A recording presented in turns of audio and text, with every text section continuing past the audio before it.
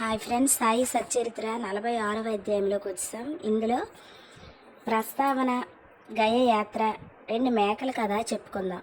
ఈ అధ్యాయంలో శ్యామ కాశీ, గయ, ప్రయాగ యాత్రలకు వెళ్ళుట, బాబా ఫోటో రూపంలో అతని కంటే ముందే వెళ్ళుట చెప్పేదాం. బాబా 2 మేకల పూర్వజన్మ వృత్తాంతాన్ని జ్ఞప్తికి తెచ్చుట కూడా చెప్పుకుందాం. ప్రస్తావన: ఓ సాయి, నీ పాదాలు పవిత్రమైనవి. నిన్ను జ్ఞప్తి ఉంచుకోవటం మిగుల పావనం. కర్మబంధాల నుండి తప్పించు. నీ దర్శనం కూడా మిక్కిలి పావనమైనది. ప్రస్తుతం నీ రూపము అగోచరమైనప్పటికీ భక్తులు నీయందే నమ్మకముంచినచో వారు నీవు సమాధి చెందకముందు చేసిన లీలలు అనుభవించెదరు. నీవు కంటి కగుపడిని చిత్రమైన దారంతో నీ భక్తులను దగ్గర నుండి గాని ఎంతో దూరం నుండి గాని ఈడ్చెదవు. వారిని దయగల తల్లి వలె కౌగులించుకుంటావు. నీవెక్కడున్నావో నీ భక్తులకు తెలియదు. కానీ నీవు చిత్రతో తీగలను లాగుడిచే వారి వెనకనే నిలబడి తాట్పడుచున్నావని చివరకు గ్రహిస్తారు. బుద్ధిమంతులు, జ్ఞానులు, పండితులు అహంకారంచే సంసారమనే గోతులో పడతారు. కానీ నీవు నీ శక్తి వలన నిరాడంబర భక్తులను రక్షిస్తావు. ఆంతరికముగాను అదృశ్యముగాను ఆటంతయు ఆడదు, కానీ దానితో నీకెట్టి సంబంధం లేనట్టు కనిపిస్తావు. నీవే పనులన్నీ నెరవేర్చినప్పటికీ ఏమీ చేయని వాని వలె నటిస్తావు. నీ జీవితం ఎవరు తెలియజాలరు. కాబట్టి మేము పాపాల నుండి విముక్తి పొందుట ఏ విధంగా అంటే, శరీరాన్ని, వాక్కును, మనస్సును నీ పాదాలకు సమర్పించి నీ నామమునే జపించాలి. నీ భక్తుల కోరికలను నీవు నెరవేరుస్తావు. ఎవరికైతే కోరికలుండవో అలాంటి వారికి నీవు బ్రహ్మానందం ఇస్తావు. నీ మధురమైన నామం జపించుటే భక్తులకు సులభ సాధనం. ఈ సాధన వల్ల మన పాపాలు, రజస్తమో గుణాలు నిష్క్రమిస్తాయి. సాత్విక గుణాలు, ధార్మికత్వం ప్రాముఖ్యం వహిస్తాయి. దీనితో నిత్యానిత్యాలకు గల భేదము, నిర్వ్యామోహము, జ్ఞానము లభిస్తాయి. మనమట్టి సమయమందు గురువునే అనగా ఆత్మనే అనుసంధానం చేసేదాం. ఇదే గురువునకు సర్వస్వ శరణాగతి. దీనికి తప్పనిసరి ఒకే గుర్తు: మన మనస్సు నిశ్చలము, శాంతము అగుట. ఈ శరణాగతి గొప్పతనం, భక్తి, జ్ఞానాలు విశిష్టమైనవి. ఎందుకంటే శాంతి, అభిమానరాహిత్యము, కీర్తి, తదుపరి మోక్షము ఒకటి వెనుక ఇంకొకటి వెన్నంటి వచ్చును. ఒకవేళ బాబా ఎవరైనా భక్తిని ఆమోదించినచో రాత్రింబవళ్ళు అతని చెంతనే ఉండి ఇంటి వద్ద కానీ దూర దేశాన కానీ వారిని వెంబడిస్తారు.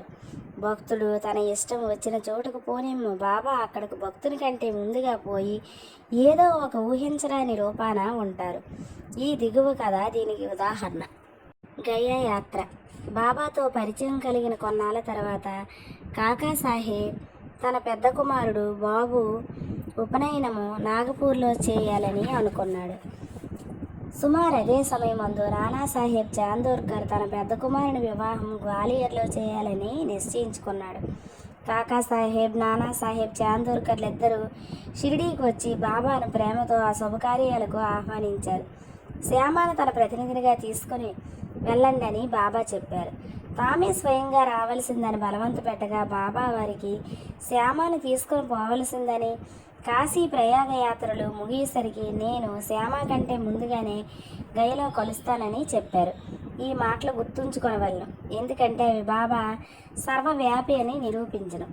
బాబా వద్ద సెలవు పుచ్చుకొని శ్యామ నాగపూరు, గ్వాలియరు పోవాలని నిశ్చయించుకున్నాడు. అక్కడి నుండి కాశీ, ప్రయాగ, గయా పోవాలనుకున్నాడు. అప్పా కోతే అతని వెంట పోవాలని నిశ్చయించాడు.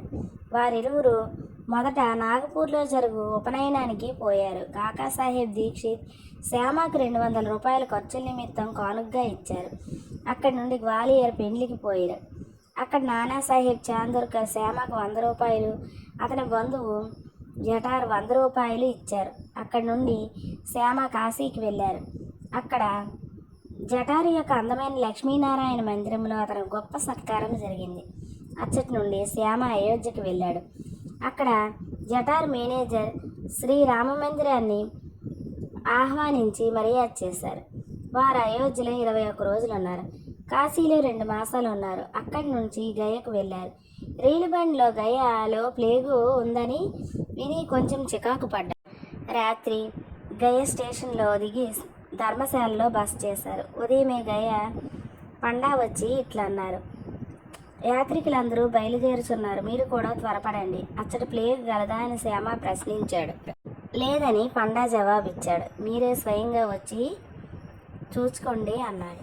అప్పుడు వారు అతని వెంట వెళ్ళి పండా ఇంట్లో దిగారు. ఆ ఇల్లు చాలా పెద్దది. పండా ఇచ్చిన బసకు శ్యామ చాలా సంతోషం చెందాడు. అక్కడ గల బాబా యొక్క అందమైన పెద్ద పటం అతనికి అన్నిటికంటే ఎక్కువ ప్రీతిని కలుగు చేసింది. అది ఇంటికి ముందు భాగంలో మధ్య అమర్చబడి ఉంది. దీన్ని చూసి శ్యామ మైమరిచారు.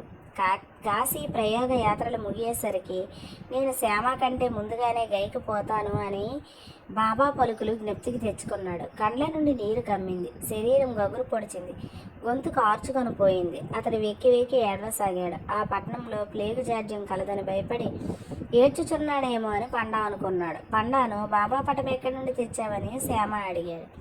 పండా తన ప్రతినిధులు 200-300 మంది మన్మాడ్లో పునతాంబేలోనూ ఉన్నారని, వారు గైకి పోయే యాత్రికులను మంచెడ్లు చూస్తారని, వారి వల్ల బాబా కీర్తిని విని బాబా దర్శనము 12 ఏళ్ల కిందట చేసినని చెప్పాడు.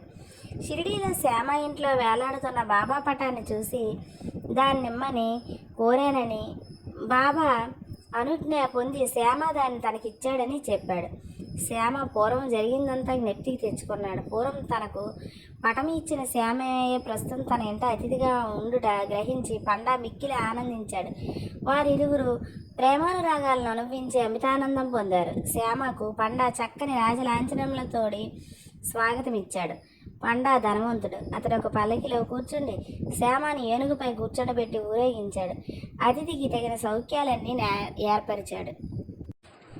ఈ కథ వల్ల నేర్చుకోవలసిన నీతి: బాబా మాటలు అక్షరాల సత్యములని బాబాకు తన భక్తుల యందు గల ప్రేమ అమితమని తెలియచున్నది. ఇదే కాక వారికి జంతువుల యందు కూడా సమాన ప్రేమ ఉంది. వారు వానిలో ఒకరుగా భావించేవారు. ఈ దిగువ కథ వెల్లడించుతుంది దీన్ని.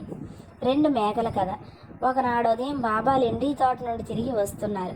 మార్గాన మేకల మంద చూశారు. అందులో 2 మేకల మీద బాబా దృష్టి పడింది. బాబా వారిని సమీపించి ప్రేమతో తాకి లాలించి 32 రూపాయలకు కొన్నారు. బాబా వైఖరి చూసి భక్తులు ఆశ్చర్యపడ్డారు. బాబా చాలా మోసపోయారని వారు అనుకున్నారు. ఎందుకంటే ఒక్కొక్క మేకలు 2 కానీ 3 కానీ రూపాయలకు కొనవచ్చు. 2 మేకలకు కలిపి 8 రూపాయలు చాలా ఎక్కువ. కానీ బాబా 32 రూపాయలకు కొన్నారు. బాబా నెమ్మదిగా ఊరుకొన్నారు. శ్యామ తాత్యా కోతే బాబాను సమాధానం వేడగా, బాబా నాకు ఇల్లు కానీ కుటుంబం కానీ లేకుండట చేత నేను ధనము నిల్వ చేయరాదు అన్నారు.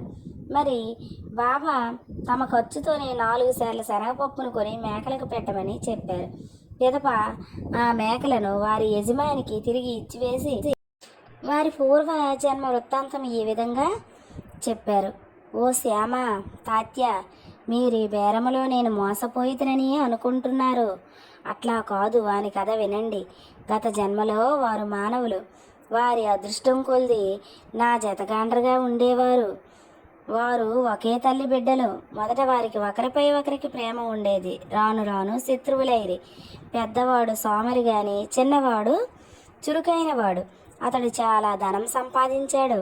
పెద్దవాడు అసూయ చెంది చిన్నవాణ్ణి చంపి వాని ద్రవ్యము అపహరించాలని అనుకున్నాడు. తన సోదరత్వముని మరిచి వారిద్దరూ కలహించిరి. అన్న తమ్ముని చంపుటకు పెక్కు పన్నుగడ్లను పన్నెను, కానీ నిష్ప్రయోజనములయ్యను. ఇద్దరు బద్ద వైరులైరి. అన్న ఒకనాడు తన సోదరుని బడితతో కొట్టాడు. చిన్నవాడు అన్నను గొడ్డలితో నరికాడు. ఇద్దరు అదే స్థలాన చచ్చిపడ్డారు. వారి కర్మఫలముచే మేకలుగా పుట్టారు. నా పక్క నుండి పోవుచుండగా వారిని ఆనవాలు పట్టి తిని వారి పూర్వజన్మ వృత్తాంతాన్ని జ్ఞప్తికి తెచ్చుకుంటుని వారి యందు కనికరించి వారికి తిండి పెట్టి కొంత విశ్రాంతి కలుగ చేసి ఓదార్చవలనని అనుకుంటుని. అందుచే ఇంత ద్రవ్యాన్ని వేయపరిచితిని. అందులకు మీరు నన్ను దూషించుచున్నారా? నా బేరము మీరిష్టపడకుండుటచే నేను వాని యజమాని వద్దకు తిరిగి పంపివేసి తిని. మేకలపైన కూడా బాబా ప్రేమ ఎట్టుదో చూడండి. 46వ అధ్యాయము ఇంతటితో సంపూర్ణమైంది. ఇక 47వ అధ్యాయము తర్వాత వీడియోలో మనం చెప్పుకుందాం. ఇప్పటికే వీడియో చాలా లెంగ్తీగా అయింది, కానీ ఒకదాంతో ఒకటి లింకప్ ఉండటం వల్ల ఈ కథలన్నీ ఒకే వీడియోలో నేను చెప్పేశాను. అయితే ఫ్రెండ్స్, బాబా మనకంటే ముందుగానే ఎక్కడికైనా వెళ్తారనే మాట మాత్రం ఈ కథే కాదు, నేను స్వయంగా అనుభవించాను. నేను ఎక్కడికి వెళ్ళినా నాకంటే ముందుగా బాబా ఏదో ఒక వాహనం మీద నాకు బాబా ఫోటో కనిపిస్తుంది. ముందు వెళ్తుంటారనమాట నాకంటే. అంటే తన భక్తుల కోసం బాబా ముందుగానే ఏర్పాటు చేసుకుంటారనేది మాత్రం వాస్తవం.